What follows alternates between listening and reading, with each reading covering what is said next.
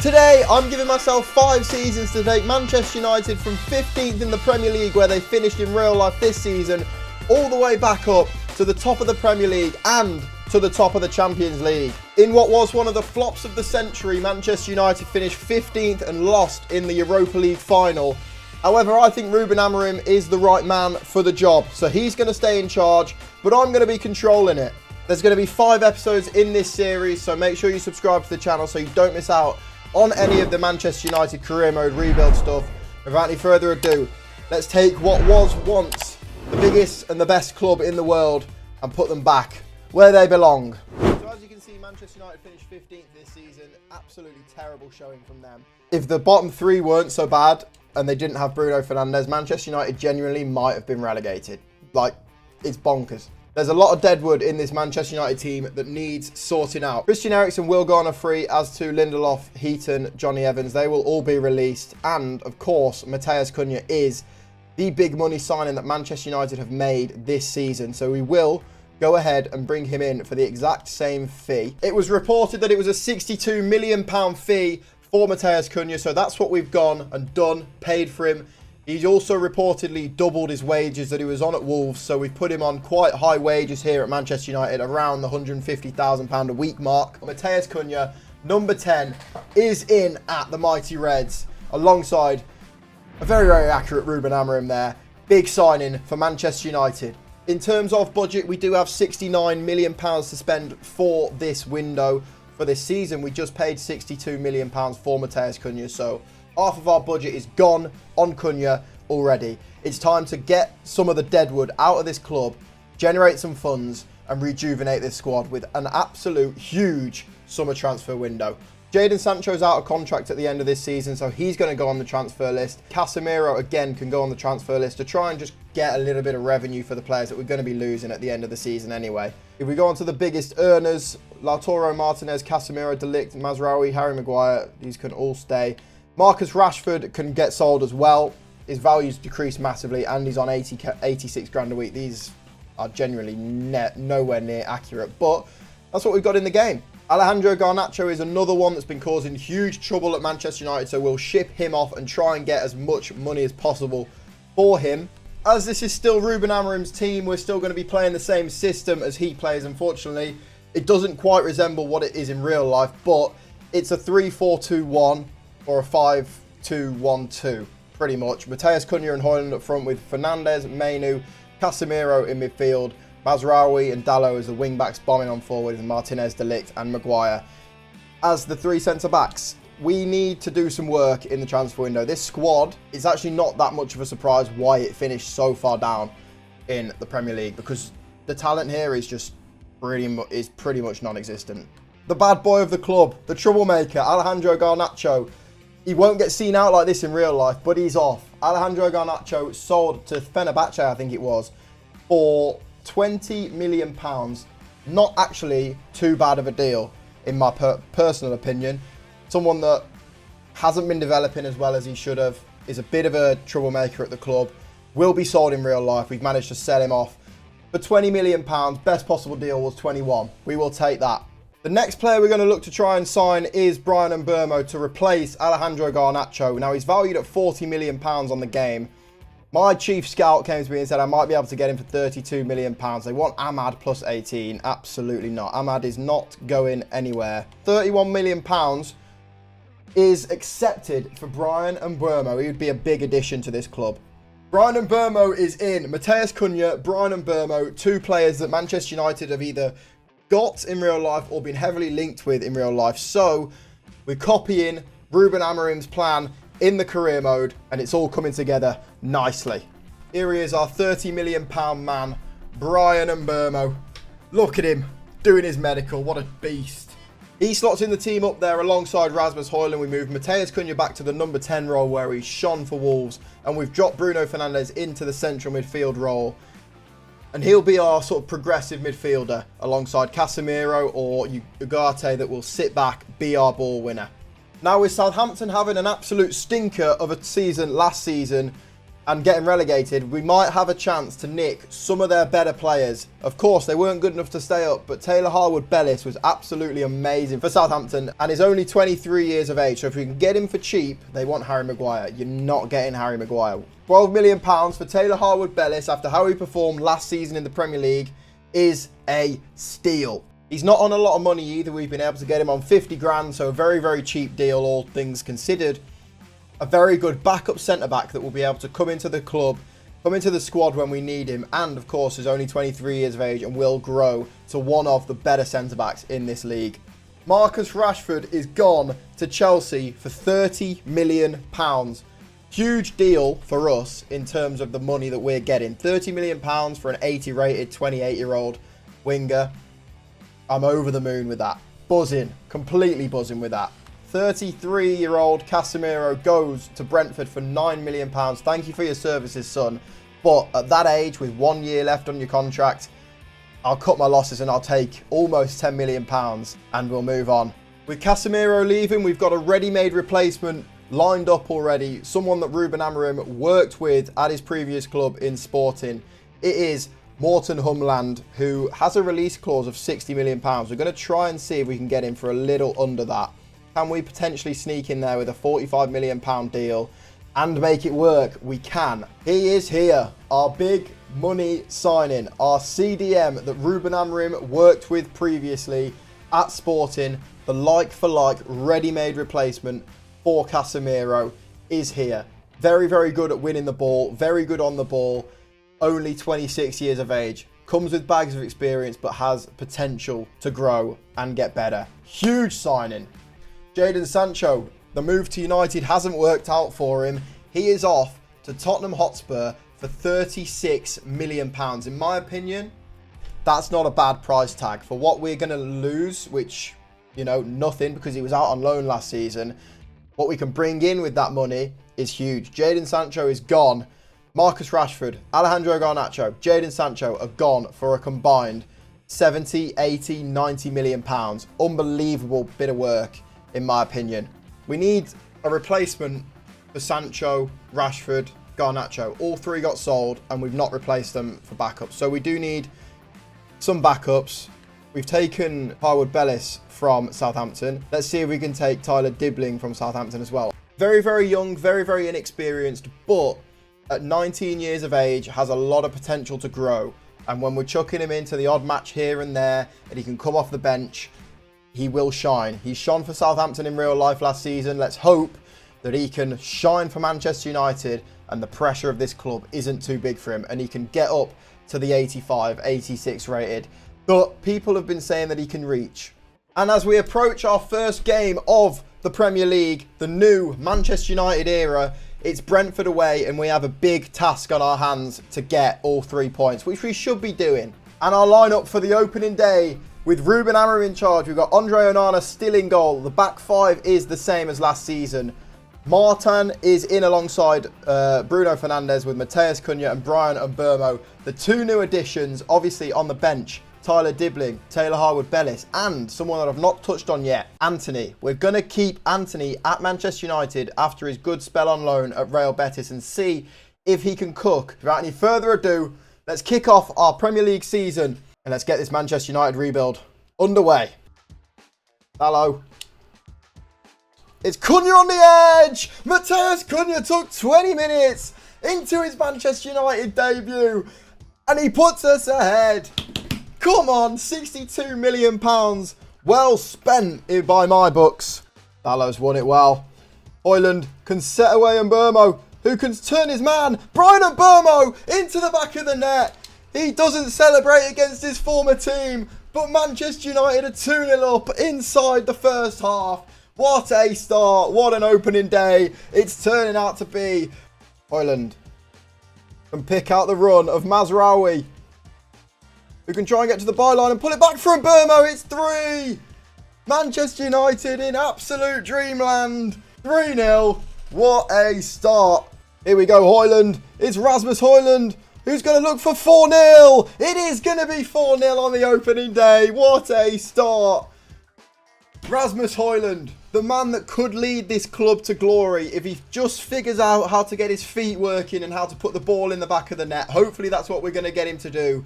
There was a lot of call in real life for Manchester United to sign a striker. I'm going to stick with Rasmus Højlund as my main guy and hope and pray that he can lead this club to glory. The perfect start. A 4-0 victory away from home against Brentford. 2 for Bryan Mbeumo, 1 for Matheus Cunha. The new signings are absolutely flying. In our first home game of the season, we welcome our City rivals to Old Trafford, and we actually come away with a 0-0 draw, which, considering how far apart the teams were last season, is actually a very, very good result.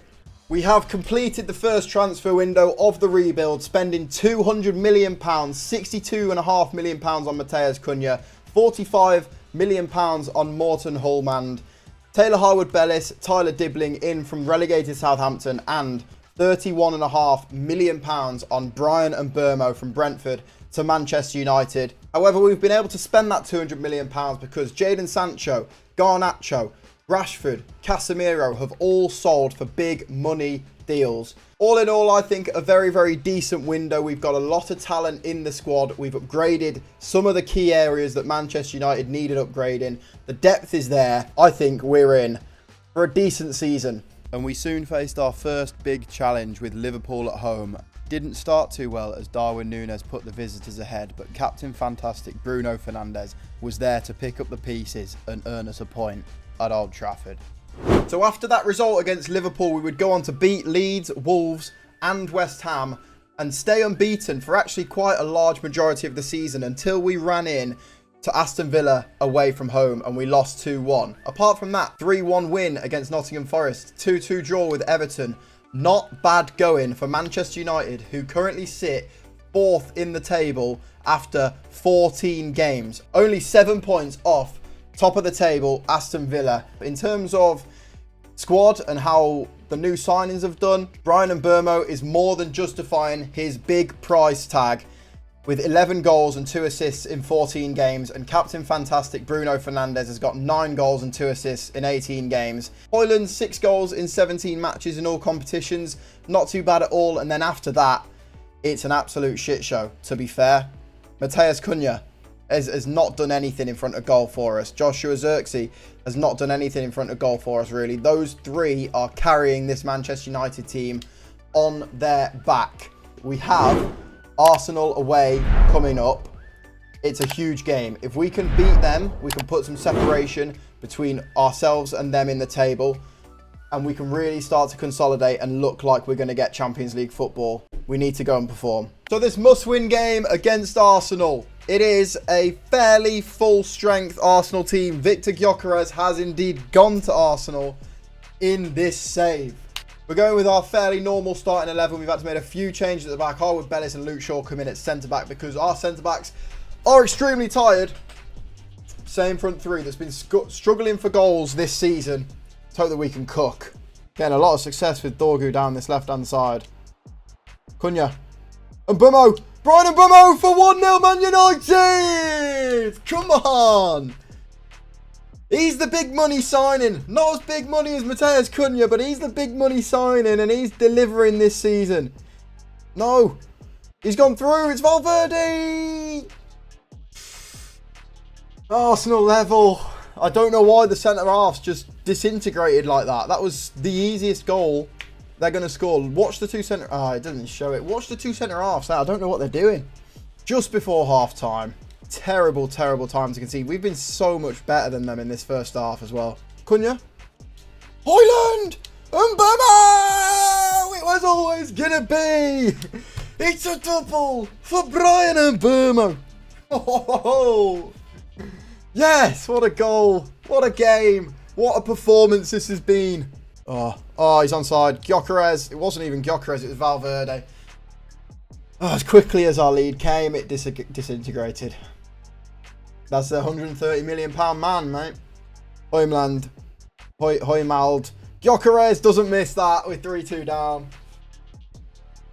Oh. I went attacking with the changes, and in such a great performance, it looks like we might come away with nothing, which is incredibly harsh. Oh, it's Ahmad. Square for Cunha for 3-3 in the very last minute.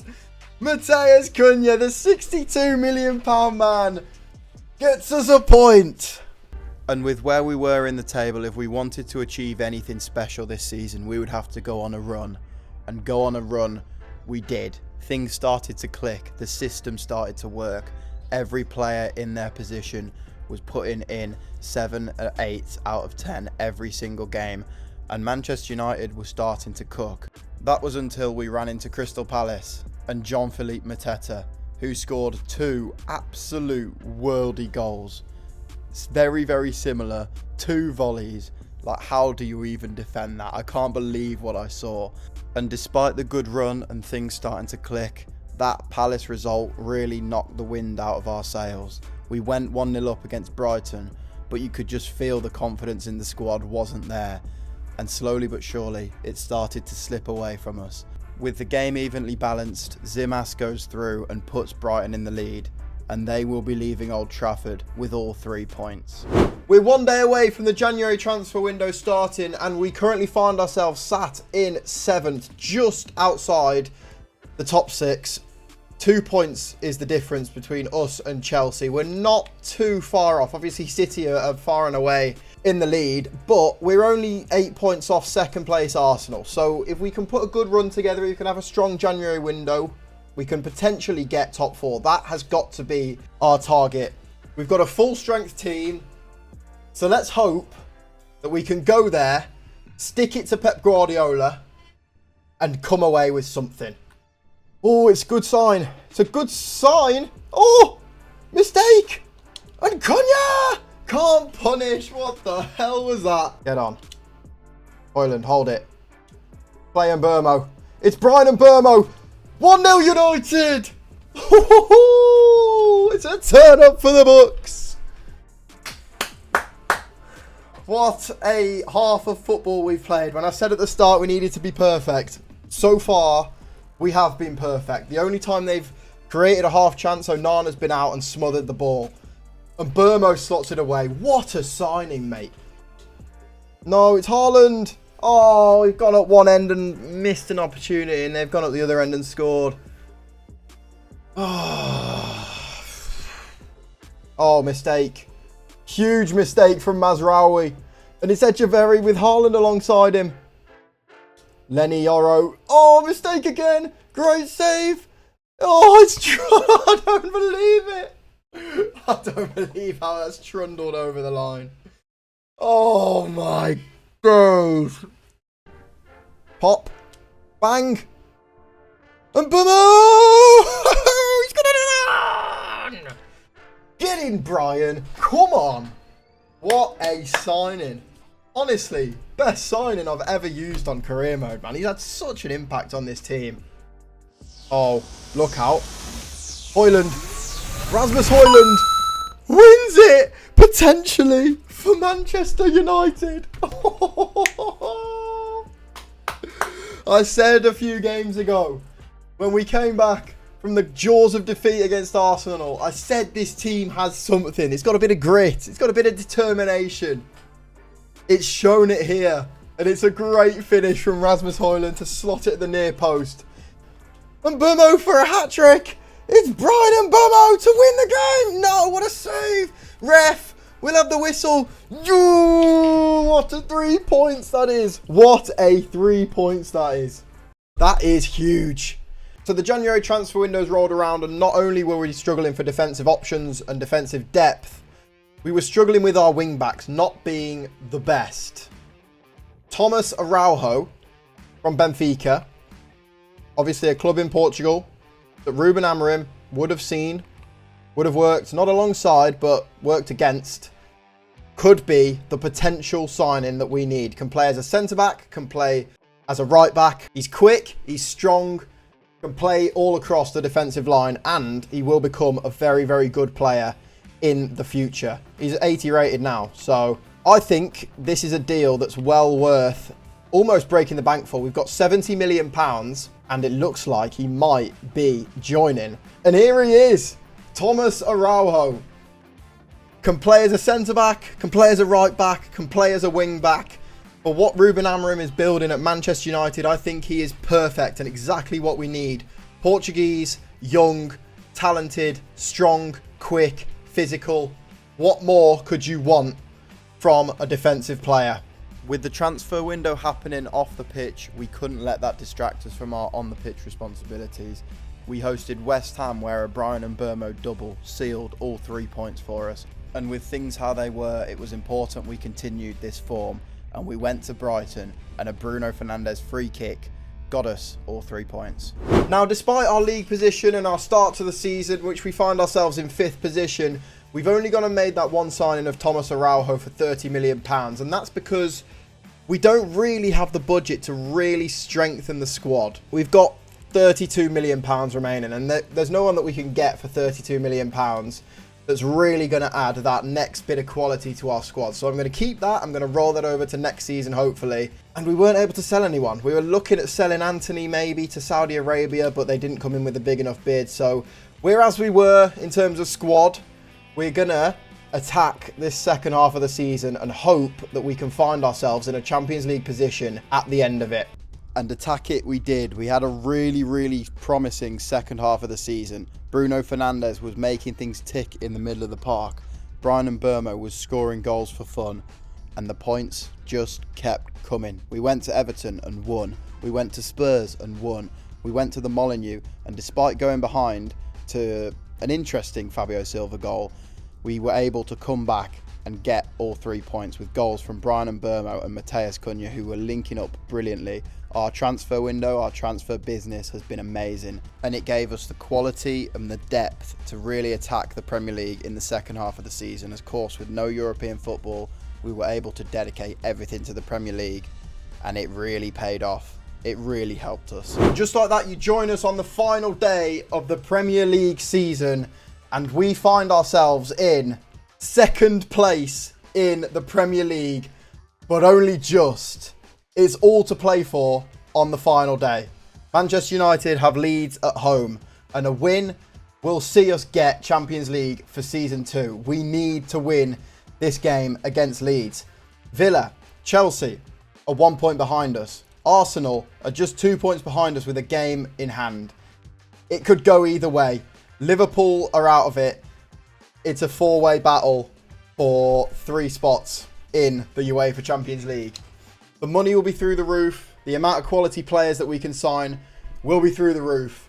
It all comes down to this right here. We don't care about teams around us, bro. We just need to do our job. We just need to get a win. I see that run, Rasmus. I see that run, Rasmus. I see that goal, Rasmus Højlund. Potentially secures us Champions League football. Come on. Massive goal. Oh, no. Oh, it's Wilfred Gnonto. Onana can't keep it out this time.